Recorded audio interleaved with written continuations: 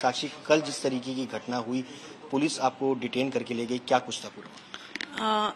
जैसा कि हम पहले दिन से बताया था और हमारे खाप पंचायत ने मैसेज दिया था कि हम 28 तारीख को महिला सम्मान महापंचायत करेंगे नए संसद के सामने। तो हमारी जो और महिलाएं थी वो जगह जगह से आ रही थी, उनको तो पहले ही उठा लिया गया पुलिस ने। महिला जो संगठन की मेन नेता थी, किसान संगठन की नेता, सबको डिटेनिंग कर लिया था।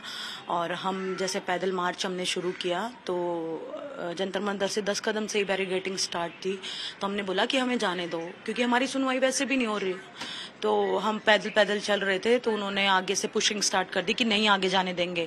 पुशिंग में फिर ऐसे उन्होंने जबरदस्ती हमें डिटेन करने की कोशिश की। हमने भी थोड़ा सा रोकने की कोशिश की कि हमें मत लेके जाओ, हम शांतिपूर्वक मार्च करेंगे, हमारी बात तो सुनो, हम कोई हिंसा नहीं कर रहे, हम किसी को मार भी नहीं रहे, बस जबरदस्ती घसीटा। उसमें ये थोड़ा बहुत खरोच और ये जो भी आई, फिर उन्होंने डिटेन करके बस में ले गए। वो बुराड़ी वाले उसमें लेके गए 2 घंटे लगातार ड्राइव के बाद।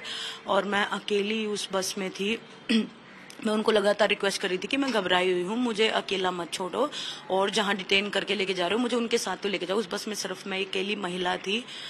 तो उन्होंने मेरी बात नहीं सुनी और फिर वहां जाके मैं बात कर रही थी घर पे, मेरे पास मेरा फोन था कि मैं यहाँ पर हूँ, मुझे आ जाओ या कोई तो आ जाओ, क्योंकि मैं अकेली हूँ।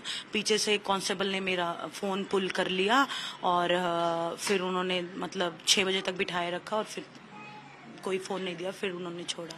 साक्षी, इन सब पूरे घटना को लेकर के दिल्ली पुलिस ने आप सब पहलवानों के खिलाफ एफआईआर दर्ज की है। दंगा भड़काना, साथ ही साथ राष्ट्र विरोधी एक्ट की बात जो है वो दिल्ली पुलिस की तरफ से की जा रही है आप सब खिलाड़ियों। देखो, फोटोज और वीडियोज होंगे सब।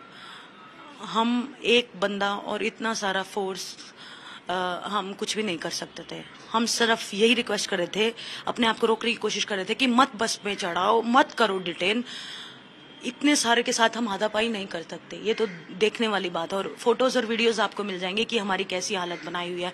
जब 20-30 एक साथ हमारे को लगेंगे तो हम कैसे दंगा फसाद कर सकते हैं? हम तो कोई दंगा फसाद नहीं कर सकते, और ना ही ऐसी कोई वीडियो की हमने उनका कोई पब्लिक प्रॉपर्टी को नुकसान करने की कोशिश किया है। एक भी वो वीडियो नहीं है कि हमने कहीं बैरिगेटिंग पुल की हो। हमने जो भी किया, अगर बैरिगेटिंग थी तो हमने ऊपर से उसको क्रॉस करने की जाने की कोशिश की, लेकिन हमने पुलिंग पुशिंग हमने कुछ भी नहीं किया। इस बीच में खबर ये आ रही थी कि साक्षी मलिक और अविनेश ने पुलिस के साथ भी मारपिटाई जो है वो की है इस तरह। नहीं नहीं जी, देखो इतने सारी फोर्स के बाद मारपिटाई का तो सवाल ही नहीं पैदा होता। मेरा उन्होंने फोन खींचा था बहुत फोर्सफुली, मैं घर बात कर रही थी, तो ऐसे फोर्स में बस पुलिस वाले को मेरा हाथ लगा था, इससे ज्यादा कुछ नहीं हुआ। ये सब तो आप फोटोज और वीडियोज में भी देख सकते हैं। जंतर मंतर पर धारा 144 लगा दी गई है, क्या आगे की आप सब दोबारा जंतर मंतर की तरफ जाएंगे? अभी के लिए कोई प्लान नहीं है। हम बहुत परेशान हैं, थके हुए हैं, मेंटली बहुत परेशान हैं, क्योंकि हमने तो ऐसा कभी देखा नहीं कि पूरी दुनिया में कि ऐसा कहीं होता हो मेडलिस्ट के साथ, बेटियों के साथ।